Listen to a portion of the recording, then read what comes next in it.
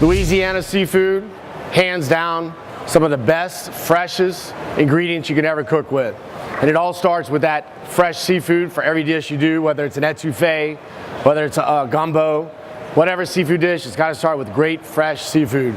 And these shrimp right here were trawled 2 days ago. And you can see by the color, they're shimmering.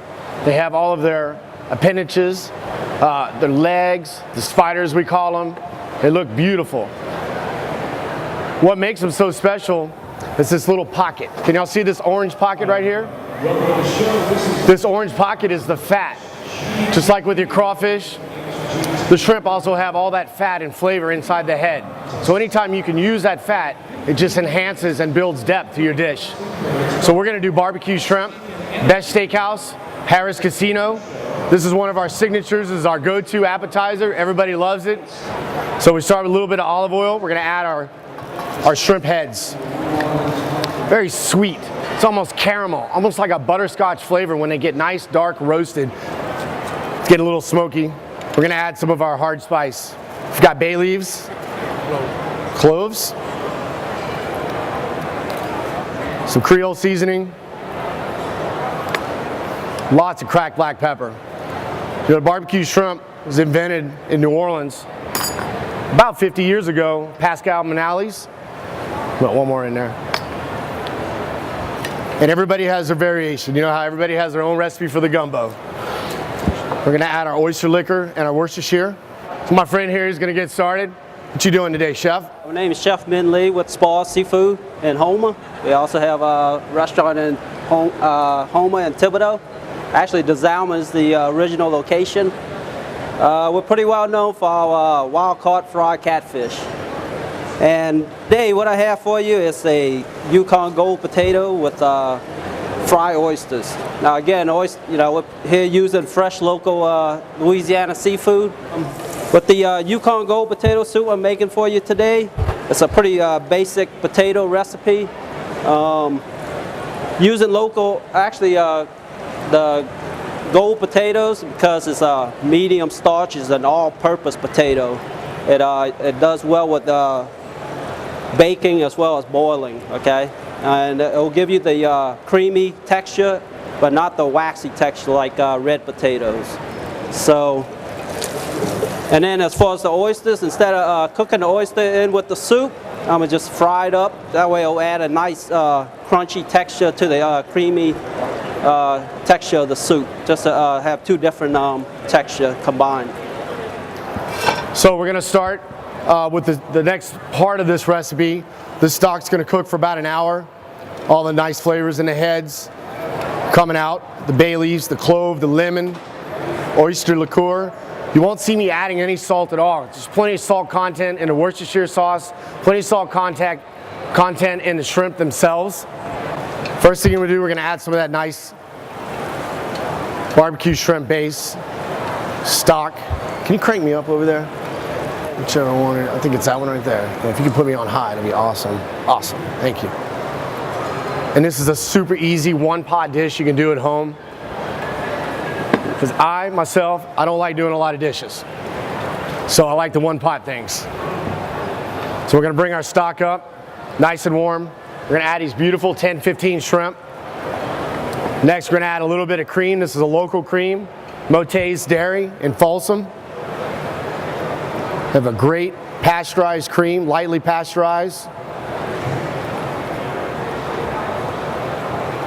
And this is gonna all come together, have lots of layers of flavor. Give it a little stir. Whew. That bacon smells good. What you got next? What I have going on, I rendered the bacon just to kind of get some of the fat out of it.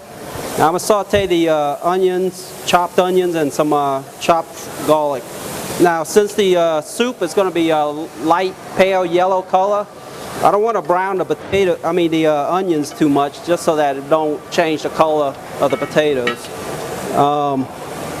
So I'm going to just get it a nice saute until it kind of get translucent and soft.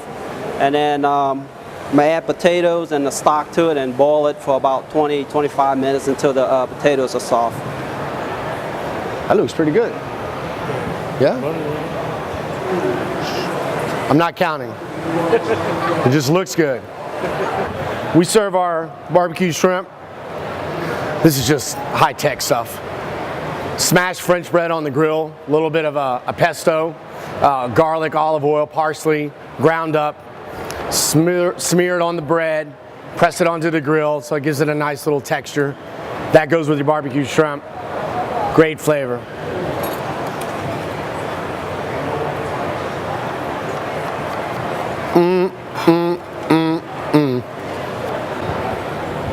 Put some of this great French bread, which we make in-house at Harris.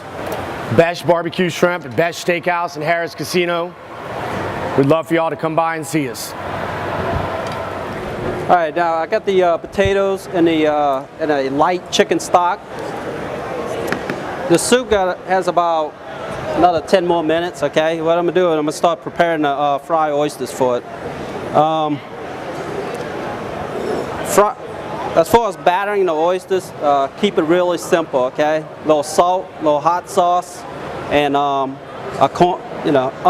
use unseasoned corn flour, okay? Corn flour, cornmeal mixture, or your regular store-bought fish fry. Preferably unseasoned, okay? But if you don't like to season your own, buy the seasoned one. That way, you can control what goes in it. The oyster's going to be drained really well. Basically, you put